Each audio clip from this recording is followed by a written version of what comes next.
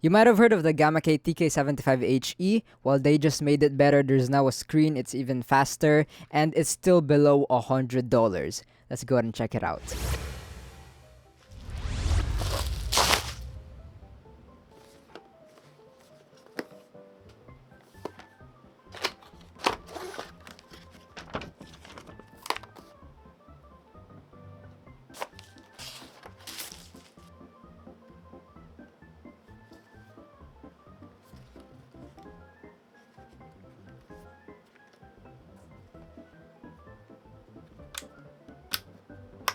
Now that seems to be everything inside the box. All of the accessories that you will be needing will come with the box. Now first impressions on the keyboard, clean. I mean, it's just all black. It is made out of plastic, but it doesn't really feel that cheap. We also have a screen that I'm pretty excited to check out. We have a knob and also this RGB little thing that we'll see and check out when we plug everything in later. Now I got the black variation over here, but you can also get it in white if you'd like. Both looks pretty clean. For the keycaps, these should be PBT cherry profile translucent keycaps. So as you can see, very high quality. We'll also be able to see the RGB through that later. Now for the switches, not gonna lie, it looks very cool, these switches. Something about the color. But yeah, these should be magnetic mercury switches, but you can also get it in magnetic phoenix switches. Here are the specs about the switches, and it is pretty stable, minimal wiggle wobble, closed bottom. I like that. And here's a little sound test. I think they sound pretty decent. I like the closed bottom decision. But yeah, now let's go ahead and take a listen to the whole keyboard with the keycaps, with the switches, everything on.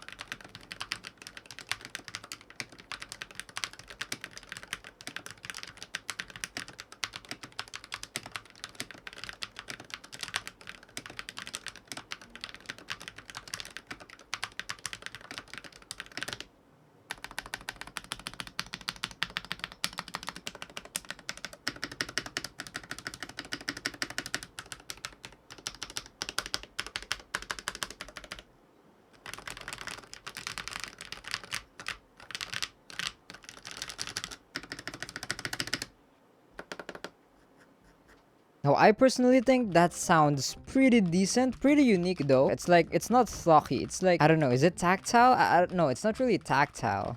It has kind of high pitch.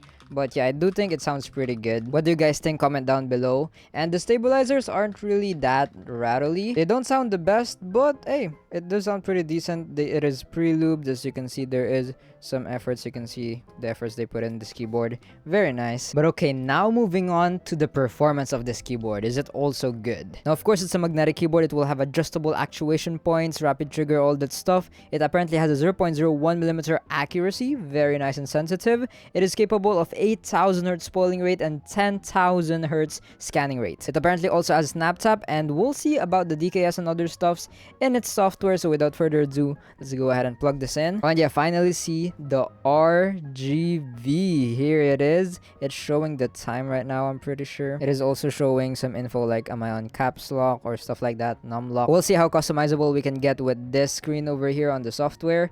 And then the light on the RGB over here is actually, it is lighting up, but very not bright. The RGB backlight though is pretty nice. As you can see, it is shining through the keycaps. We'll see if we can increase the brightness. So yeah, let's check out the software now. But okay, I have the website over here where you can buy this keyboard from, and just go to the download software, go to the TK75HE V2, and it will download you this. After the download, just launch it and then you will get this.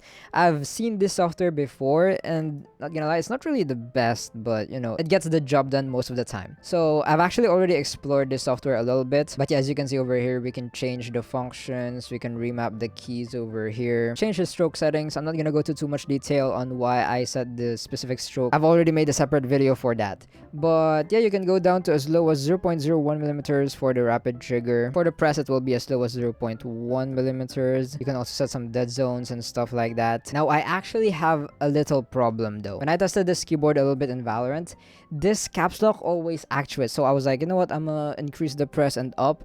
But as you can see, I increased the press and up. It's on 2. Actually, let me put that on the lowest it can. So as you can see, I've set that for the caps lock. I even confirmed it. Now let's go ahead and see. Like, I'm gonna enable key test so you can see whenever what I type over here. So I'm just gonna press the caps lock a little bit, like just a little bit. It just actuates still, even though I just tap it. Like, this is not 2.5 millimeters. Look at this. This is the caps lock. See how little I press that? 2.5. It should actuate whenever I press it like this, not like this. So for some reason, it's not really reading this. I even tried setting the dead zone for the caps lock alone on 1 millimeters on the highest it can, and it still actuates like that. So that's a little problem that I wish they will fix, because yeah, as you can see, we already on the latest. But what I did to fix that and remove that a bit is I have the RT stabilization on 100%, and it definitely reduces the, like, I didn't really experience the accidental activation no more when I set this to 100% and turn it on. And for the Windows key, I'm not sure if that's only for the caps lock actually. Let's test this out. So let's set it to 3.2 millimeters. But you can actually go to as low as 3.5 millimeters. Because of the dead zone, I was only able to set the caps lock to as low as 2.5. So yeah, okay. I did the caps or the Windows to 3.2. Now this should only actuate when I press it down like very low. Okay, it works for the Windows. As you can see, I'm pressing it a little bit and it's not actuating. Okay, I kind of pressed that a bit deep, but as you can see, I'm very gently. It's not really activating until I press it like fully down. Okay, thankfully that's working. And then for my WASDs and spacebar, which is set to 0.1 millimeters, it also works amazingly. As soon as I press it, it does activate, and as soon as I let it go, it does deactivate. The problem seems like it's only for the caps lock, which is sad. So yeah, hopefully again they fix it soon. But okay, moving on to the shaft settings. Now this is the option if you have a different switch. So as you can see, we can even select Emerald or Magnetic Jade. So this keyboard is compatible with Gateron like or TTC magnetic switches. Nice. And then yeah, for outdo over here, you can also do that. And then advanced settings, I already set my A and D on the snap key, but yeah, you can also do DKS, mod tap, and toggle key. For the other settings, we can also detect OS automatically, read the current configuration. And yeah, that's gonna be pretty much it. I don't see a way to change the function of the knob. It's only gonna be for, oh, it's controlling the screen actually. Okay, we'll see if we can maybe reprogram it on the screen. But the screen looks like it's in a Chinese language that we're gonna check out later. Hopefully we can change that. But going back to the software, we can also change different layers here. We can also recalibrate the keyboard. Okay, there we go, done. But yeah, that's gonna be it for the main tab over here. We can also change the reset and change the configurations.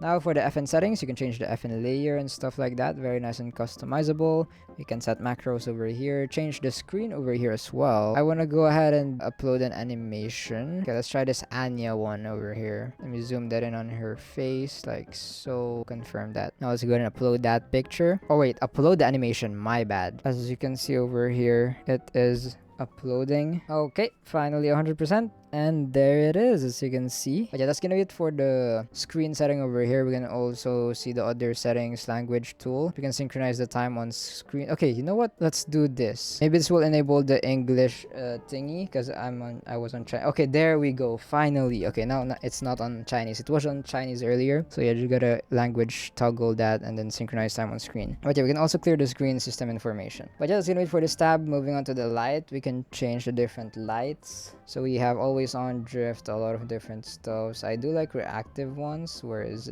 waves ripple?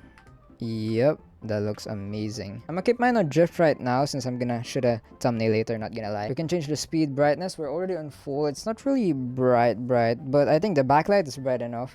This one though, the strip over here is not that bright, but you can kind of see it. And I noticed that whenever you click caps lock, it does get brighter when you enable the caps lock, or maybe because it turns all white. But yeah, we can also edit the light over here, make our custom stuff, my work. Moving on to the share, we have a lot of different effects or profiles over here that we can check. We also have share animation. As you can see, there's a lot of different animations here. We can also share the settings and macros over here to everyone. Not gonna lie, I want to equip this actually. There it is. Okay, that definitely looks much better in my own opinion. Look at that. Very nice. But okay, moving on to my account now. We can log in, register, and about. We can update the firmware, change the language, start, close. You can do all this stuff. But okay, now let's go ahead and focus on the screen. So when I move the scroll or the knob, you can see the CPU power, SLED set. What is this?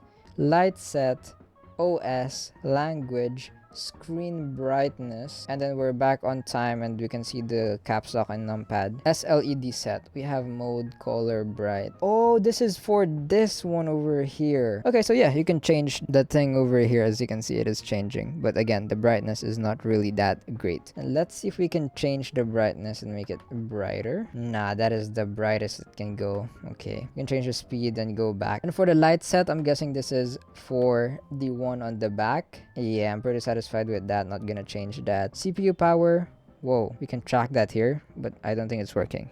We might have to do some stuffs for that to work. But yeah, that's gonna be it for the screen. Now let's go ahead and test this out on Keyboard Inspector. So this should have 8,000 hertz polling rate. So let's see how accurate that is. But yeah, I'm not 100% sure how accurate Keyboard Inspector is. So take these results with a grain of salt. Pretty accurate 8,000 hertz actually. This is pretty similar to other 8,000 hertz keyboards I've had. It's pretty 8K hertz, this keyboard. But yeah, that's gonna be it for the Keyboard Inspector. Now let's go ahead and test this out more in game. I got the stun ready. Oh shoot! Nice. Go. Get Ow. I got him. Chase him. Heaven. Boy. I got link. Just Refreshing. One enemy remaining. link it. Oh, link. You got it? Nice. Nice. Yeah, okay to get it. Boy. Whoa, damn! Spike down. C. Last player standing. Ben, Mark. Behind? I got the spike. Eh. Yeah, let's Remember, get lay it. the flank. Nice, bro. Good shit. Okay, Reyna, spawn. One enemy remaining. Damn! Damn. Spike planted. Dropping smokes. Damn, okay. I have one of these. What the? Nope. Yep. It's okay. Down. I'm all the Pushing. Go. Nice. Wait, I'm gonna flash out. Flashing. Go. Oh. Look at that. One enemy remaining. Nice. Last Oh, okay. player City. standing. 10 bullet. Damn. You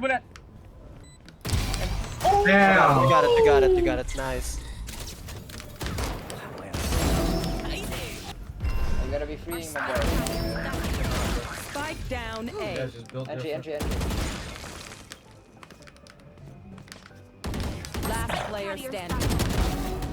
One enemy remaining. Ready. Can you get plant down?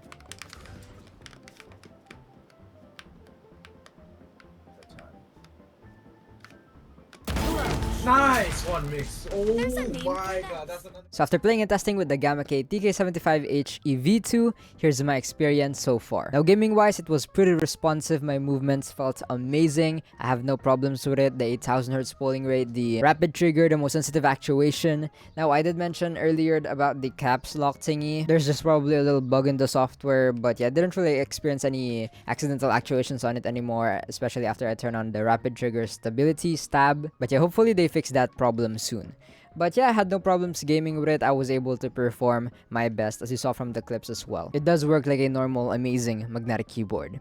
Now, how about for my daily use? I have no problems with the layout. I actually like it. You know, we do have a little knob over here, but you cannot really control the volume with it actually, so it's not really something that useful, I guess, for, you know, daily productivity use. For controlling the keyboard, it is, but yeah, I hope you can program this or something, or I might just be missing it actually. But yeah, the layout was amazing for me. The F keys, the arrow keys, the extra keys over here, I really find them useful when I'm, you know, just browsing the internet or just typing, editing, stuff like that. So yeah, an amazing keyboard as well for my daily use. I didn't really experience any double clickings with the spacebar, which is kind of common with a lot of magnetic keyboards, but for this one, it didn't happen, even though I was in a pretty sensitive setting for the spacebar as well. But yeah, if you do experience any problems like that, you can, you know, change profiles and stuff like that anyway. So, would I recommend it? Now, as I mentioned earlier, you can get it for below $100. You can get it for around $89.99 right now. Apparently, it's on sale. Then on top of that sale, you can also use discount code MIGSS to get 6% off. So that will be $84.59 only. That is amazing. So for around that price, this is an amazing deal. I mean, you're getting 8,000 hertz polling rate. You do get a knob and a screen. It's Gamakay, not really a unknown brand. It is pretty well known. They've been around. And yeah, personally, I do think it sounds amazing, the keyboard. So yeah, for around that price, that is definitely worth it. I would recommend it. The only thing I don't really like right now is, you know, the caps lock little problem bug, which can be fixed, as well as the software. Not really the best, but you know, it does the job. And again, they can fix it and change it in the future. Or actually, the downloadable software is not that bad, because, you know, considering a lot of people also like that, since people are worried that what if the website gets shut down, you can't change it anymore. So yeah, if you like that security, that's a good one. So yeah, the software is not really that big of a deal. It can also be very personal preference. And yeah, it pretty much has all the features anyways, you know, snap, tab, DKS, toggle key. And yeah, pretty much everything that you will need, I'm pretty sure. Or at least everything that I will need was there. But yeah, again, I'll be putting this first link in the description if you're interested. I would definitely recommend it. Please use my discount code MIGSS and my affiliate link in the description to support the channel. It would really help me a lot. And a little disclaimer, this keyboard is sent to me by Gamakay, but that won't change my review though. Everything that you've been hearing me say about this keyboard are my honest opinions and review. But yeah, I pray and hope that this video helped you in some way. I'll go ahead and see you guys in the next one. Don't forget to stay grateful and remember, Jesus loves you. Bye bye.